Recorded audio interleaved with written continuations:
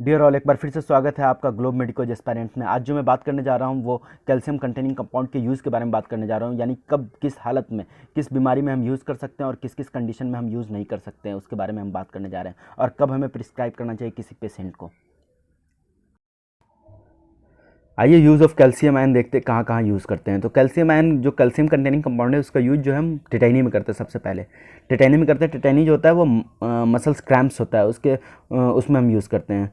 तो calcium gluconate IV use करते हैं 10 मिनट तक, 10 से 20 ml। दूसरा जो है वो 50 से 100 ml यूज़ करते हैं 6 घंटे में। अगर किसी को मसल्स स्पाज्म सीवियर है तो उसको रिवर्स करवाने के लिए, फॉर रिवर्सिंग मसल्स स्पाज्म। दूसरा है एज डाइटरी सप्लीमेंट के तौर पे भी हम यूज़ करते हैं। तो कितना कितना कब देना चाहिए, तो 1 से 10 साल की उम्र के किसी को भी बच्चे को 800 mg से 1200 mg देना चाहिए उसको पर डे का सप्लीमेंट चाहिए।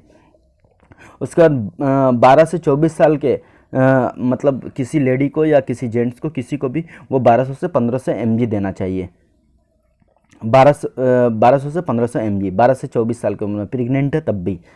और उसके बाद अगर थर्ड लाइन है कि 25 से 65 साल के उम्र के लोगों को कितना देना चाहिए, तो 1000 mg। अगर वो मतलब इफ़ HRT लिखा हुआ है यहाँ पे, यानी हार्मोन रिप्लेस थेरेपी। अगर मान के चलिए 25 से 65 साल की उम्र है किसी लेडी की या किसी जेंट्स की, अगर वो हार्मोन ले रहा है, पहले से कोई हार्मोन ले रहा हो, जैसे मोस्टली क्या होता है कि जो मेनोपॉज कंडीशन में उसको एस्ट्रोजन चलता रहता है और दूसरे हार्मोन थेरेपी चलती रहती है, तो ऐसे कंडीशन में हम क्या करेंगे 1000 mg उसको प्रिस्क्राइब करते हैं हम कैल्शियम, अगर उसका हार्मोन थेरेपी चल रहा हो तो। अगर हार्मोन थेरेपी नहीं चल रहा हो, कोई हार्मोनल थेरेपी नहीं चल रही हो, तो उसको 1500 mg हम प्रिस्क्राइब करते हैं डाइटरी सप्लीमेंट में। तीसरा है ऑस्टियोप्रोसिस। ऑस्टियोप्रोसिस का मतलब ये होता है कि reduction in the quantity of bone और एट्रोफी ऑफ स्केलेटल टिश्यू। यानी आप ऑस्टियोप्रोसिस को एक लाइन में समझ सकते हैं, बोन वीकनेस। अगर बोन में कमज़ोरी है, दर्द हो रहा है, ठीक है, कमज़ोरी है बोन में, तो उसकी वजह से प्रॉब्लम होती है, तो ऐसे कंडीशन में हम कैल्शियम सप्लीमेंट देते हैं। लेकिन कैल्शियम और विटामिन डी का सप्लीमेंट देते हैं, क्योंकि विटामिन डी क्यों ज़रूरत होती है हम पहले बता चुके हैं। विटामिन डी इसलिए ज़रूरत होती है क्योंकि कैल्शियम को एब्जॉर्ब कराने में ये हेल्पफुल है। तो कैल्शियम प्लस विटामिन डी देते हैं ऑस्टियोप्रोसिस के कंडीशन में। Calcium plus vitamin D for osteoporosis.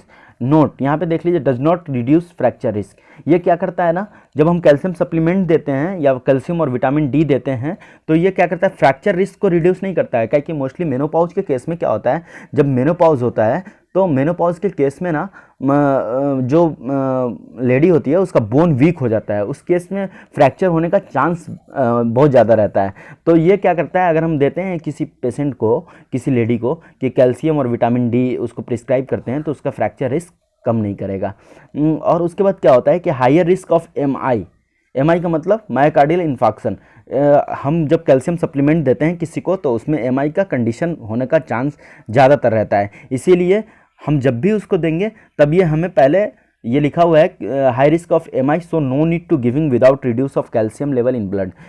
जब भी हम अगर किसी को डाइटरी सप्लीमेंट्स के रूप में देते हैं कैल्शियम, तो हम ये कंफर्म कर लेंगे कि उसका कैल्शियम लेवल ब्लड में नॉर्मल है या कम है। अगर नॉर्मल है तो हम उसको सप्लीमेंट्स नहीं देंगे, अगर कम है तो हम सप्लीमेंट दे सकते हैं, क्योंकि बहुत ज़्यादा रिस्क होता है मायोकार्डियल इन्फार्क्शन का, और इट इज़ ए सीरियस।